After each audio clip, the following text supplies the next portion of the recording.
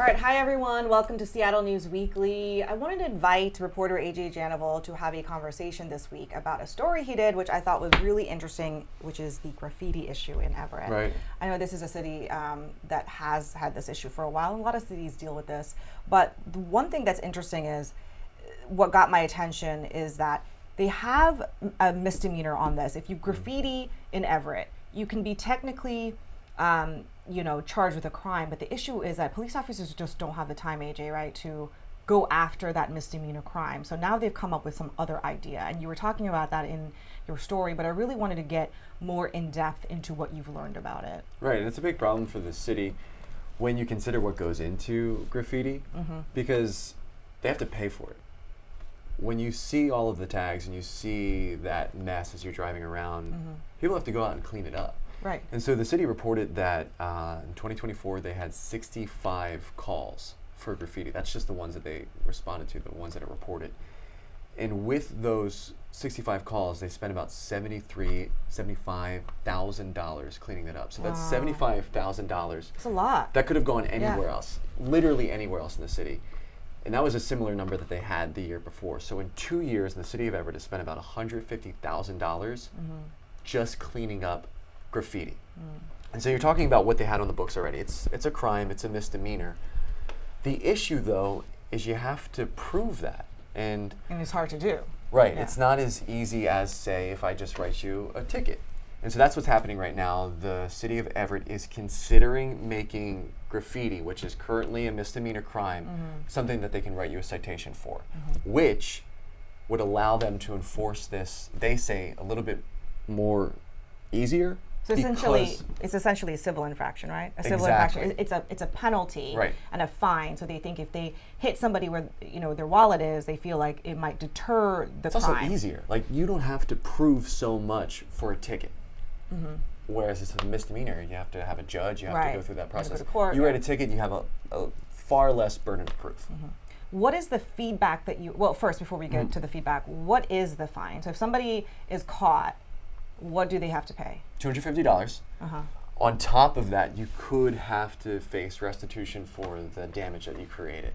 Meaning, so if you spray someone's home or you spray a business, you have to pay in whatever way that would be to clean up your mess. So go clean it up yourself. Right. Not Not only are you paying the city $250, Yeah. but you're going to be paying out of pocket to clean up the mess you made.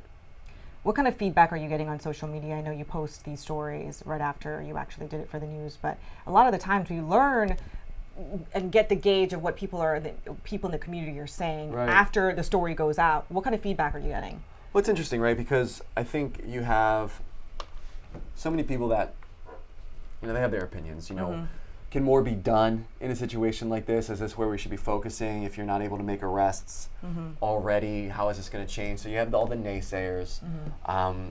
With all of the work we do, we always post to social. So we have the TikTok commenters, you have the Instagram commenters. So here's one from a TikTok video where there are vastly more important things to worry about.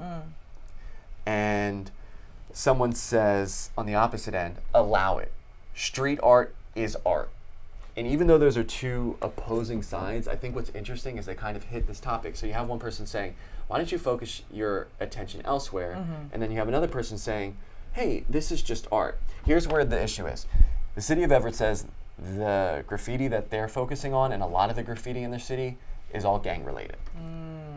So it's not just we're cleaning up taggers or people. It's not just art here. Right. Okay? There's a criminal element to it. Right. And what the folks at the police department that I spoke to say is when you see these tags in Everett, essentially what they are gangs marking their territory, which is, for a lot of the community members, you're driving down the street and you see a gang marking it outside of your house. It's a scary situation. Right, and not art. Right. You're not looking at that saying, oh, wow, that's beautiful. Right. And city council even was discussing this, and they brought that up. They say, the idea of street art and what are we focusing on? And they kind of have that they're putting a difference between just graffiti and tagging, which are two different things. And there was even discussions and talking about other cities that have public areas where graffiti is allowed. So imagine a wall intentionally made in a city that if you want to go legally do graffiti, you can do. So they're actually planning a place like this? They were talking about it. They're talking about it. I mean, is it definitely happening or no? No. But someone brought it up, and it the context of like defining what street art is versus the concerns that the city has, that this is gang-related activity. This is things that leads to other crimes, and dealing with it as quick as possible in some ways deals with other crimes that might come from these situations. Right. And also from the perspective of the person that owns that property or a home or whatever. You know, you work hard, you going about your day and you come home or you come to your property and you see all that graffiti on there. I mean, that has to be very upsetting for the people who are impacted because they have to clean it up. Who's going to clean it up for them? Right. And we saw that yesterday. You're driving down roads in the city of Everett, like Casino Road, and you see these wood fences that are outside of apartment complexes or homes, and then you see the mismatched paint from whomever else, like who went out there and tried to cover it up themselves. In fact, the city has this volunteer group through the police department who go out themselves and clean this up. So we're talking about the $70,000+ spent. On top of that, you have volunteers spending their own time going out and cleaning up this mess. Yeah. And it really is just, imagine a scribble, you know, like if I was in your notepad and I was just to like draw a line, it's not different colors. Because if you know anything about graffiti or street art, there is some beauty to that. There are people that enjoy that. This is just one color, scribble scrabbles, anywhere you can imagine. Power boxes, people's fences, signs, you know, it's something quick so we can get out of here. Yeah, everything. And what is the timeline for this? Because it hasn't passed yet. No. They are considering it. Do you think it's going to pass? What do you think? So that final vote will happen next week. I think August 20th is the date during the city council meeting, and the police department is hopeful that it gets through, not just for the accountability aspect. So we don't want to be spending $70,000+ to clean up these things. We love to spend tens of thousands of dollars in other areas. We don't want to not be able to go after people who, the word they used was malicious acts. We don't want to let those people slide because we don't have enough evidence to prove anything, so it's just going to fall through the cracks. Yeah. But on top of this, there's another angle that this citation would allow, not just the ability to hold these people accountable, but also to provide opportunities for diversion. So you're not just in trouble, you're not just facing some massive fine or some amount of time behind bars, but hey, you got caught doing this. Say you're sorry, own up to it, and let's put you in a program where we can maybe turn this situation around so you're not back out there doing it again in a couple weeks. Yeah. So these are the things that the police department is hopeful for, and we'll hear what City Council says. The meeting that I listened to, there was no one who was against it so much, but just questions, because there is always that concern of equity. There is the concerns of how can someone pay for this, not wanting to put people who might be in tough situations into even tougher situations. So that was some of the concerns I was hearing from City Council members, is how can we do this in an equitable way, but also be stern and not allow this to keep happening in the city. And I mean, if you look at more of these comments, people complain about, got to make sure I read through these before I just say things out loud. This one is something to the effect of, most of Everett graffiti tagging is other gangs who lives there. People saying, you look around Everett and you're going to see graffiti everywhere you look, and just questioning how you can even fix this problem. And so this is what the city is hopeful to do. You have these people saying there's graffiti everywhere. And it just looks bad. Also. And this isn't the only city that has the issue. We're talking about it now because it's relevant, because this ordinance is being discussed. But Seattle just passed something in July, same issue. And Seattle being such a big city, they're having even more of an issue with this, and we see it all the time. And so they passed $1,000 fine, I believe, for anyone, and it's a civil infraction. It's not necessarily putting people in jail, but hey, say if you get caught once, you pay $1,000, you get arrested more, and then the fine goes up. So it's one way. Seattle is fighting this right now, is already in the books for them. So it looks like, I don't want to say Everett is following Seattle, but it seems as though other cities, obviously they pay attention to each other and what the other cities are doing. So it looks like Everett now is really dealing with this, and maybe other cities will follow suit depending on if they have this issue or not. Right. Yeah. Right. Graffiti is nothing new. It's Right. not like the city of Everett or city of Seattle is like, we have Yeah. this unique problem. Right. And Seattle's a much larger city, and you know, if you are, I mean, just by that, there's more graffiti. And I know that was such a big talker when they were going after those people. $1,000 is a lot of money. So you get hit with that, you might think twice. Right, Yeah. think twice. Especially a lot of the people are doing this are young people. I don't want to blanket the demographic that's doing it, but yeah, a lot of teenagers are doing this. And you talked about the gang activity in Everett, and kind of segueing into this is something that you really talked about. I know we don't have a lot of time to talk about this element of it. But maybe you can dive a little bit into youth crime a little bit, because you have covered teen violence a lot, especially in Pierce County over the years. Is that something you think is getting better at this point, or what's your gauge on that? It's so tough. I think what it comes down to is accountability.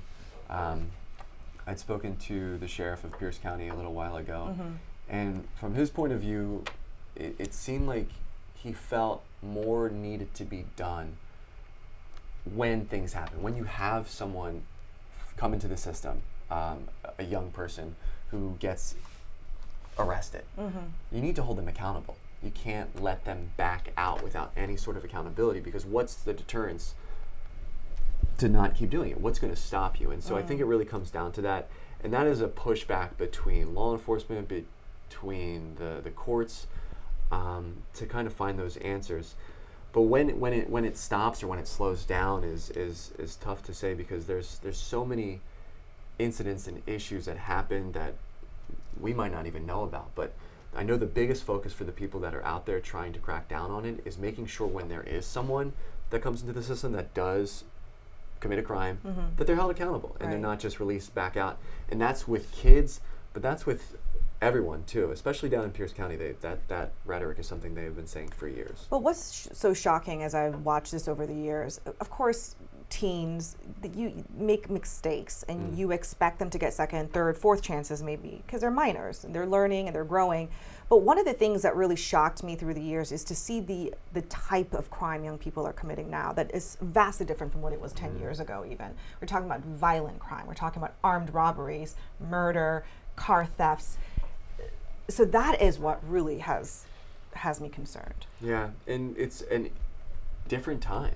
There's been so much technology in the last few years to where, maybe 10, 15 years ago, you had beef with someone in your school, you go back and forth and that was it. But now everyone's connected. You can wrong someone on social media, and then that creates reasons for violence between young people. Young people have access to an array of questions that no one might have been able to get answers to in the 90s and the 2000s and the 2010s, but now with social media you can just put in an ask and you get answers. And so I know a lot of people wonder, what's happened? What is that change? But we are living in such a very different world. Yeah, it's very scary. But hopefully, again, we always have to have hope that things are going to get better, and that's why you have nonprofits, you have organizations who are constantly trying to change this around. And I think it also starts at schools as well. When you look at the absenteeism, this is something that I've covered over the years. I mean, after the pandemic, it really disrupted people's lives. And even after kids went back to school post-pandemic, the absentee numbers were high. And so you have chronic absenteeism is when, a kid misses 10% of classes. And so when you look at that, I do think that there is some direct relationship. Of course, we can't say because of that this happened, but there is some correlation there when you have high absenteeism, kids not going to school, and then you look at their community and you see the fallout from that. So that's been interesting to see that fallout. So I think that, when you talk about teen violence, there are so many aspects that you have to dive into. There's a criminal justice element, but there's also the school element. There's also the home element, and community organizations that are there to be safety nets. I think all of that stuff has to happen, and that's why they say it takes a village to raise a child. And so it's just one of those things that I think, as a parent myself, I think about these things. But even if you're not a parent, right, teen violence impacts everybody as a Sure. society. So this is something that I think that a lot of people are interested in. But yeah, it's so great to just chat with you to get your take on things, because Yeah. when you're out there reporting deadline, It's quick. you file your story, and then sometimes I say, oh, I have so many questions. Right. What about this? What about this angle? And so it's really great to just be able to sit here with you and pick your brain. No, and I appreciate the opportunity too, because when you are out there, and you know this because you've done it for years too, there's so much that you hear from the voices, from the people you interview, from Right. the officials, that no one ever will get to hear, because we only have a minute and a half to 2 minutes to get this huge story. And sometimes it's, you try to say it yourself, or you try to condense it into that amount of time, but there hard. is so much more that we are not able to tell. And so in this context, we're able to dig a little bit deeper into these stories that people see on TV. Okay, this was fun. Thank you, AJ. Yeah, we'll have to come back and do it again. All right.